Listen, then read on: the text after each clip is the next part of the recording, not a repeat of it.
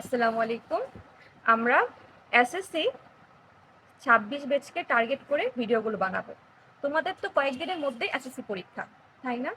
তো তোমরা যদি এসএসসি পরীক্ষায় ফুল মার্কস অ্যান্সার করতে পারো, ফুল মার্কস পেতে পারো, তাই আমি এমসিকিউতে তোমাদের ফুল মার্কস পাওয়ার যে চেষ্টাটা ওটা বজায় রাখার জন্য প্রতিদিন 10 মিনিট করে ভিডিও দেব। তোমরা ওই 10 মিনিট করে ভিডিও দেখো, ইনশাল্লাহ তোমাদের কঠিন কঠিন চ্যাপ্টারগুলোর এমসিকিউগুলো আমি ডিটেলসে সলভ করিয়ে দিব এবং তোমরা দেখতে পারবে।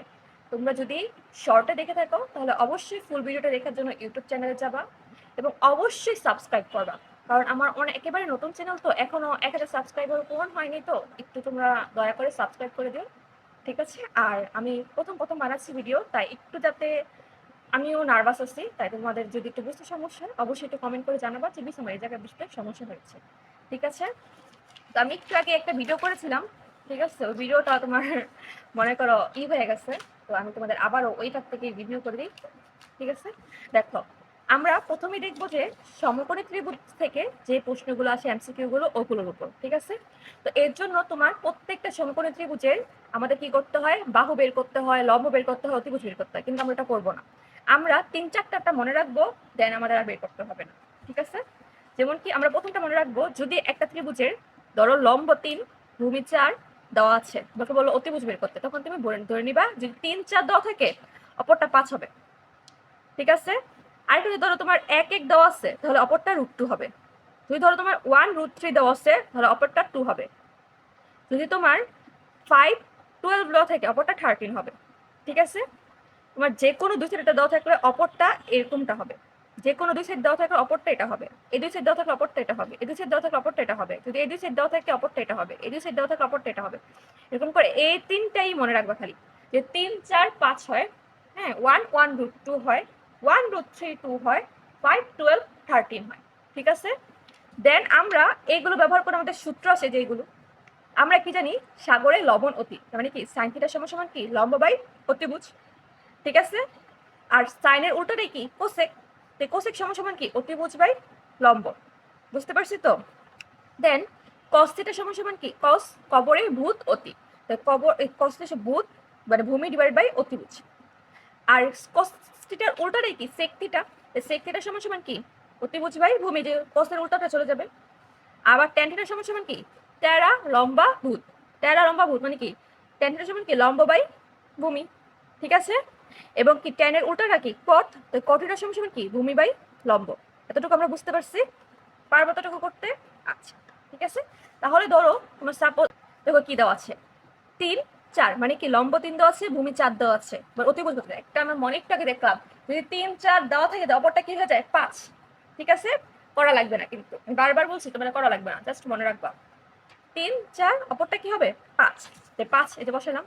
তারপরে কি অতিভুজ গেলাম 5, আমাদের কি বলছে সাইন বি এর মান কত, সাইন বি, বি মানে কি কোণ এটা, বি মানে কি কোণ এটা, ঠিক আছে? আর কোণের বিপরীত বাহুকে বলা হয় লম্ব, মনে রাখবা কি কোণের বিপরীত বাহুকে বলা হয় লম্ব, সূক্ষ্ম কোণের বিপরীত বাহুকে বলা হয় লম্ব।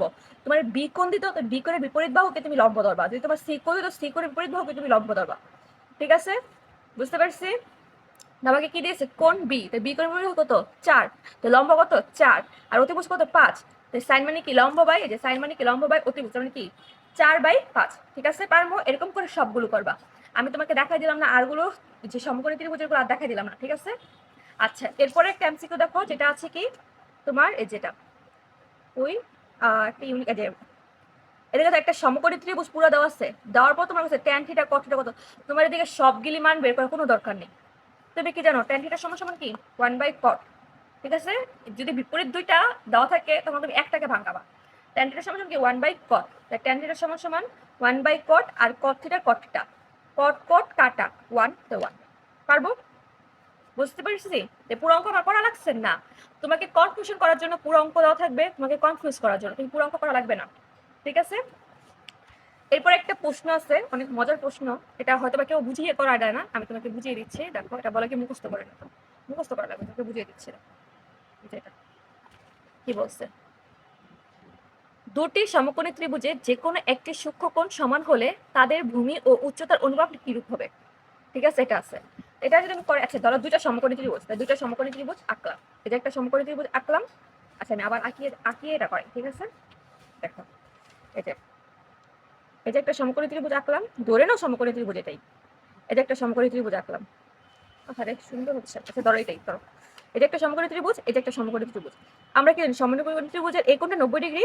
তাহলে এই ত্রিভুজের এই কোণটা 90 ডিগ্রি হবে। তাহলে আমাদের টোটাল একটা ত্রিভুজের 3 কোণের সমষ্টি কত? 180 ডিগ্রি। এর মধ্যে 90 ডিগ্রি গেল এটা, ঠিক না? তো বাকি থাকলো কত? 90 ডিগ্রি। তার মানে কি যে বাকির দুইটা কোণ আছে, দুইটা কোণের সমষ্টি কত হবে? 90 ডিগ্রি। বুঝতে পারছি তো? ধরো তোমার এই 40-50 দেওয়া নেই, তুমি কি বলতে পারতেছো না বাকি দুইটা কোণের সমষ্টি কত হবে? 90 ডিগ্রি। এখন ধর এখানে কি বলছে যে যে কোনো একটা সূক্ষ্মকোণ সমান, এই দুইটা ত্রিভুজের যে কোনো একটা সূক্ষ্মকোণ সমান, যে এই দুইটা ত্রিভুজের যে কোনো একটা সূক্ষ্মকোণ সমান। আমি ধরলাম যে এই কোণটা আর এই কোণটা সমান, এই কোণটা 50, এই কোণটাও 50।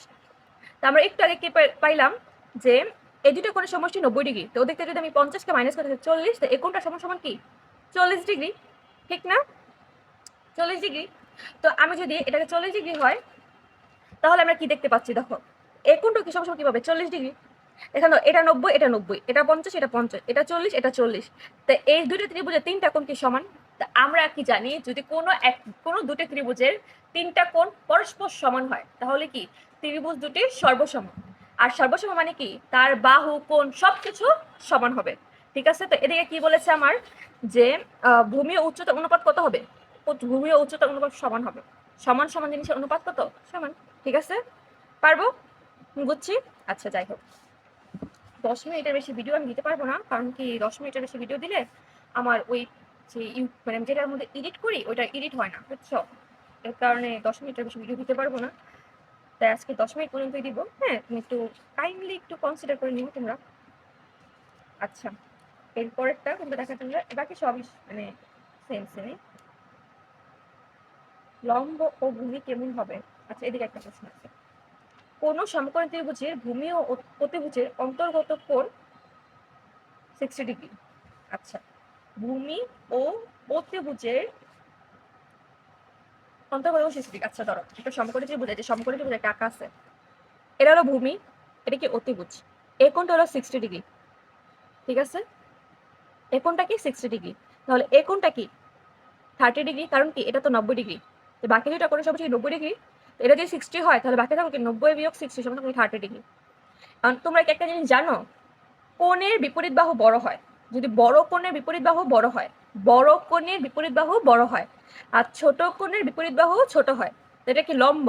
লম্ব যে এই কোণের বিপরীত বাহু কি লম্ব, তো কি লম্ব কি বড় হবে। তো এই যেদিকে দেওয়া আছে লম্ব বৃহত্তর হবে।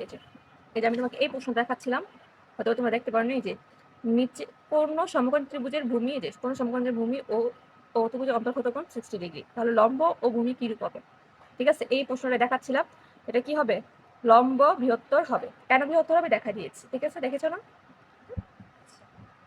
আচ্ছা, আমার এদিকে হতে পারে মানে অ্যাঙ্গেলটা ভালো আসছে না, কারণ কি আমার স্টেপ নাই, তো আমি বইয়ের উপর কোনো মতে স্টেপ করে করছি। একটু কনসিডার প্লিজ। দেন পরবর্তী ক্ষেত্রে দেখি কোনো একটা সুন্দর অঙ্ক পাই নাকি।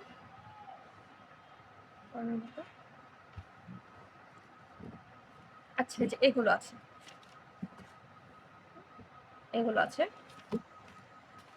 আচ্ছা, এগুলো আজকে না করি, এগুলো আবার কালকে ধরবো না। আচ্ছা, তো আজ এই পর্যন্তই। হ্যাঁ, আজকে আমি তোমাদের দেখিয়েছি সমকোণী ত্রিভুজের সাহায্যে যে বাহুগুলো বের করে যেভাবে নাম মানে করা হয় অঙ্কগুলো, ওই অঙ্কগুলো দেখিয়েছি। তাহলে তোমরা আজকে এই পর্যন্তই থাকো। তোমরা একটু দয়া করে সাবস্ক্রাইব করে দিও, প্লিজ সাবস্ক্রাইব করে দিও। আমাদের টার্গেট হলো 1000 সাবস্ক্রাইবার, 1K সাবস্ক্রাইবার পূরণ করা, এবং এসএসসিতে এমসিকিউতে ফুল মার্কস পাওয়া। এসএসসি এমসিকিউতে ফুল। হাতের লেখা খারাপ হচ্ছে, অনেক অনেক খারাপ করে লিখছি আমি জানি, কোনো রকম খালি আমি লিখে যাচ্ছি, ঠিক আছে? তাই একটু করো। আর আমি তোমাদের আপু মনিকা আপু, হ্যাঁ, যে এসএসসি 22 ব্যাচের এবং এইচএসসি 24 ব্যাচের, তোমাদের একদিন আমি সব রিজাল্ট শেয়ার করবো, আমি কোথায় পড়ি, কি করি না করি। ইনশাল্লাহ তোমরা ভালো থেকো, দোয়া করো আমার জন্য। আসসালামু আলাইকুম। আর অবশ্যই একটা লাইক কমেন্ট করে দিও, ঠিক আছে? আসসালামু আলাইকুম।